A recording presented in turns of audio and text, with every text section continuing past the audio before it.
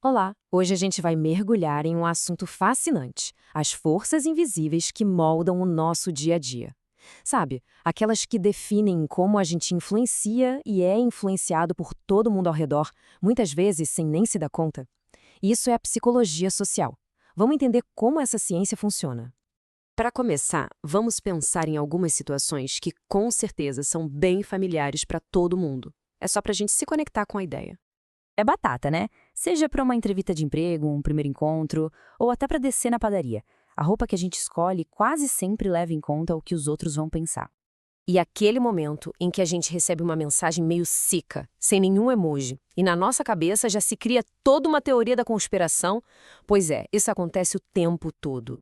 Ou quando a gente fica ensaiando mentalmente uma conversa importante, tentando prever cada palavra, cada reação, tudo isso só prova uma coisa: nós somos seres fundamentalmente sociais. E essa aqui é a premissa de tudo. Não é uma escolha, é quase a nossa configuração de fábrica. A nossa mente está o tempo todo ligada no modo social, calculando, prevendo e reagindo. Bom, agora que a gente já viu como isso aparece no nosso cotidiano, vamos dar um nome mais formal para a coisa. Como é que a ciência estuda esses fenômenos todos? A palavra-chave aqui é interação. E o mais interessante é que essa interação não precisa ser cara a cara. Como a gente viu, só de imaginar o que alguém vai pensar da nossa roupa já é uma interação social. A nossa vida mental é, na verdade, um grande palco social. E essa ciência não fica só no papel, não. O trabalho de um psicólogo social é super prático e tem um impacto real. Eles estão nas comunidades, analisando desigualdades, criando projetos contra o preconceito e, olha só, até ajudando a formular políticas públicas que melhoram a vida de milhões de pessoas. É um trabalho essencial para o bem-estar de todo mundo. Mas como essa área do conhecimento chegou até aqui? A história da psicologia social é bem interessante, cheia de evoluções e até de umas boas autocríticas. A jornada começou lá atrás, com os primeiros estudos tentando entender como as multidões se comportam. Depois vieram os primeiros experimentos, que mostraram uma coisa curiosa: a simples presença de outras pessoas já muda o nosso desempenho em uma tarefa. Mais pra frente, um cara chamado Kurt Lewin bateu na tecla de que a teoria tinha que servir para resolver problemas do mundo real. Isso tudo levou a uma grande crise nos anos 70, quando a galera começou a questionar se os experimentos em laboratório realmente diziam algo sobre a vida como ela é. E essa crise mudou tudo, especialmente aqui no Brasil. A psicologia social brasileira se reinventou. Ela parou de só replicar o que vinha de fora e assumiu um compromisso real com a transformação da nossa sociedade, olhando para os nossos problemas, para a nossa realidade. Certo. Agora vamos para o lado prático da coisa. Como o nosso cérebro dá conta de tanta informação social todo o santo dia? A resposta é simples: ele pega atalhos. O primeiro tipo de atalho são os esquemas. Pensa neles como se fossem umas pastinhas num arquivo mental. A gente tem uma pasta para restaurante, outra para entrevista de emprego, e elas guardam um roteiro de como agir e o que esperar em cada situação. O esquema de ir a um restaurante é o exemplo perfeito disso. Ninguém precisa explicar o passo a passo, né? A gente já tem esse script na cabeça. Isso funciona no piloto automático e libera nosso cérebro para se preocupar com outras coisas, tipo o que conversar durante o jantar.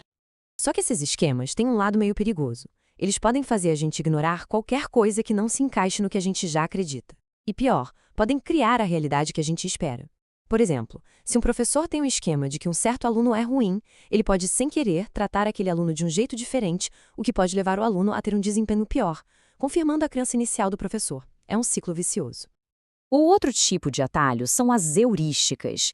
Se os esquemas são os roteiros completos, as heurísticas são tipo umas regrinhas de bolso, sabe? Pra gente tomar decisões rápidas. Elas quebram um galho, mas também podem levar a uns erros de julgamento bem feios. Ok, vamos a um teste rápido. Imagina uma pessoa com essas características aqui. A maioria de nós pensaria contador, né? Por quê? Porque essas características representam o nosso estereótipo de um contador. É a tal da heurística da representatividade. A gente simplesmente ignora o fato de que existem muito mais fazendeiros no mundo do que contadores, o que, estatisticamente, faria dessa a resposta mais provável. Agora, outro exemplo. Imagine que esse valor é apresentado como um salário suficiente.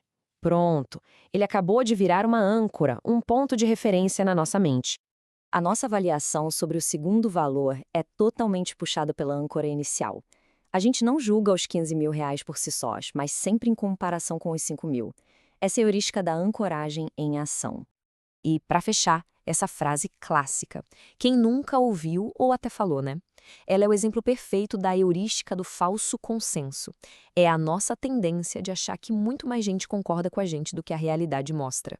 É um jeito rápido de validar o que pensamos, mas que na maioria das vezes está bem longe da verdade.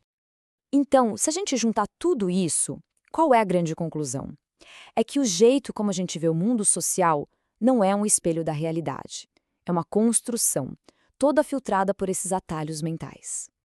Essa citação da Anaïs Nin resume tudo de forma brilhante. Nossas experiências, nossos medos, nossos desejos e, claro, nossos esquemas e heurísticas, tudo isso funciona como uma lente que molda a maneira como enxergamos as outras pessoas. E aqui fica a reflexão final para a gente. Entender esses mecanismos não é só um papo acadêmico. É uma ferramenta poderosa. Se a nossa percepção do outro é um ato de construção, isso significa que nós podemos ser arquitetos mais conscientes de como vemos o mundo e, consequentemente, de como interagimos com ele.